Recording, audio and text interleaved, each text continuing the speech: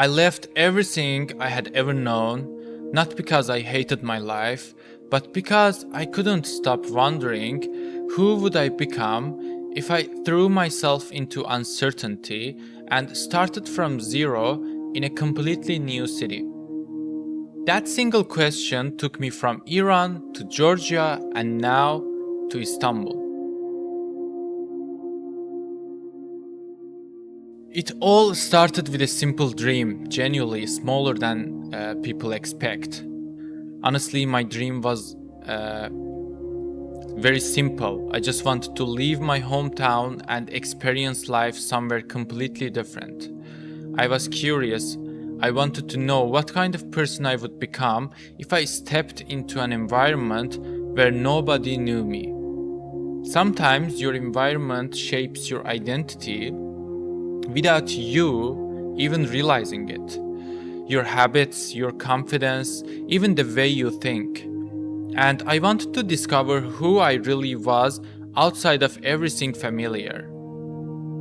I remember dreaming about buying the plane ticket, and it wasn't just buying transportation and moving from A to B. It was buying uncertainty. It meant accepting that I had no guarantees.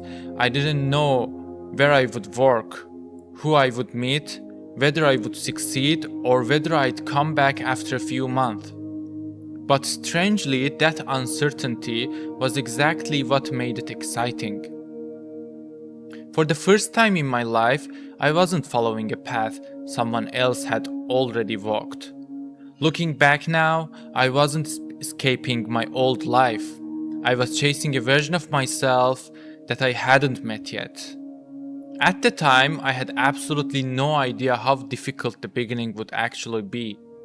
If you had asked me back then, I would have told you I was ready for anything. I wasn't. That's where the real story begins. I landed in Georgia with no connections and with only one suitcase and little bit of cash.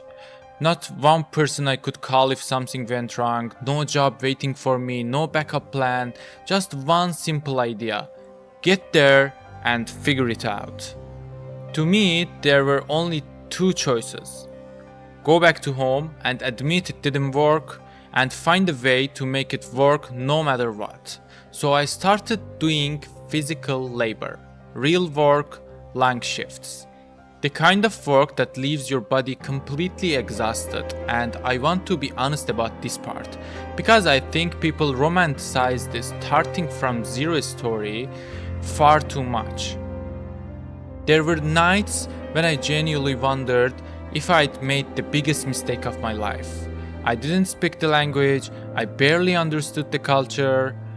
I'd finish work, walk back to my apartment, sit down, and just stare into space. Not exactly sad, just stuck, overwhelmed. I kept thinking about home, about the people I'd left behind, about whether any of this was actually leading somewhere. But something interesting happened during those months. At the time, I couldn't see it. Looking back now, those long days gave me something I didn't know I needed. When you're doing hard physical work for 10 or 12 hours every day, your mind doesn't have much energy left to overthink. You wake up, you work, you eat, you sleep, and then you repeat the loop. There wasn't enough time to constantly worry about the future or replay every decision I'd make. Ironically, that became one of the healthiest periods of my life. Not because the work was enjoyable, it wasn't, but because it forced me to live one day at a time. Sometimes we think we need more free time to solve our problems. I've learned the opposite can also be true. Sometimes purpose is what quiets the mind. And back then, even if I didn't realize it, showing up every single day was giving me exactly that. That experience taught me something I still carry with me today. When life feels overwhelming, the answer isn't always to think harder. Sometimes it's simply to keep moving, and without realizing it. That discomfort was slowly rebuilding me into someone stronger.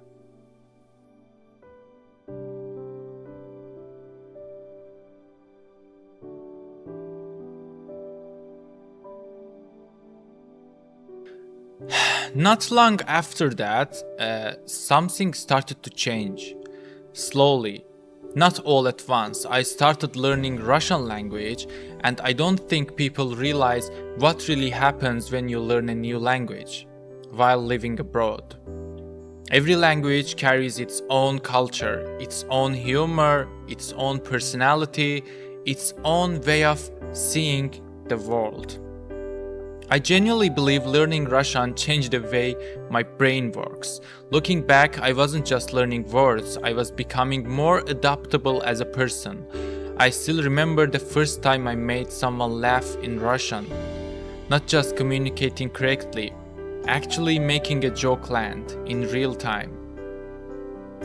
In a language that wasn't mine. That moment stayed with me because it felt like proof that I wasn't just surviving anymore, I was becoming someone new. As time went on, another transformation happened. I wasn't just adapting anymore, I had become part of Batumi. I finally understood how the city worked.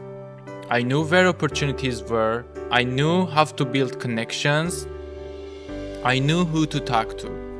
That confidence didn't appear overnight. It grew conversation by conversation, risk by risk, little by little. Eventually, I found a team that genuinely appreciated my abilities. For the first time since leaving home, I wasn't just another foreigner trying to survive. I was contributing, creating, working in a field that actually excited me. Of course, my salary increased significantly. That felt amazing. But honestly, the money wasn't the best part.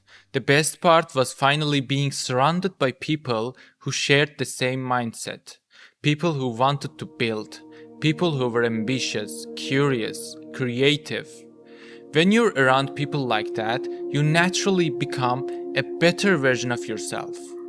Something inside you changes. You stop asking, am I good enough? And you start asking, how far can I go? That environment gave me confidence I didn't even realize I was missing. Looking back now, confidence isn't something you suddenly find. Sometimes it's something the right people help you discover. That's when everything really started to change. Not overnight, but I could finally feel the direction of my life shifting. Eventually, the work started paying off. Literally. I went from factory work to earning an income I couldn't even imagine when I was first arrived.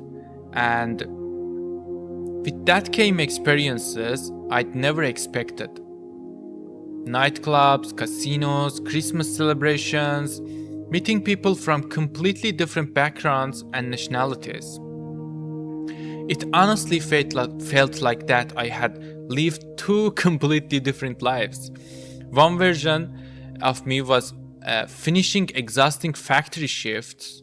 The other, only months later, was walking into places I never thought I'd belong. Life can change much faster than you think. Sometimes, all it takes is surviving long enough to reach the next chapter. And if I had to choose one night that represents that entire chapter of my life, it would be my birthday.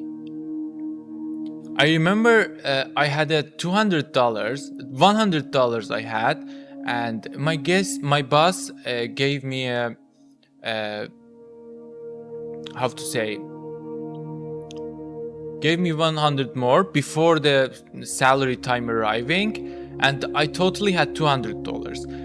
With first $100, I go to my favorite restaurant club and drink as much as cocktail I can. And my favorite cocktail was White Russian, and I really enjoyed that. I discovered it in Batumi. And after the club restaurant, I went to the casino, and the receptionist asked me, Is it your birthday today? I smiled and I said yes. And with 100 bucks, I sit in the roulette table, and after 1 hour of playing, it became 600 bucks.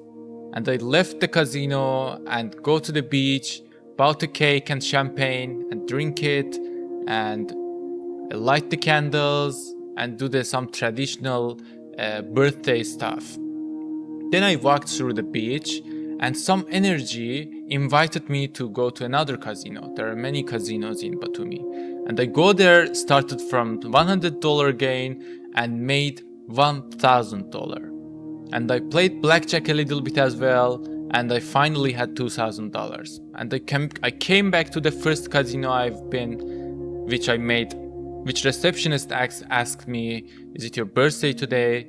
And they were two Iranian females there.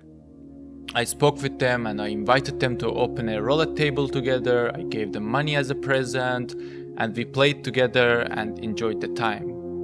It was an amazing night, amazing birthday night for me. Looking back now, I wouldn't change any part of that journey. Not the uncertainty, not the loneliness, not even the exhausting factory shifts. Because every difficult moment became part of the person I'm trying to become today. If Georgia taught me that I could rebuild my life from nothing, Istanbul is where I'm trying to prove that I can build something that lasts. That's the story I tell next, because right now I am starting over again, no house, not much cash, building a business from scratch. Living in another country, speaking another language, but there's one huge difference this time. I've done this before, I already have the courage, and that's exactly why I know I can do it again.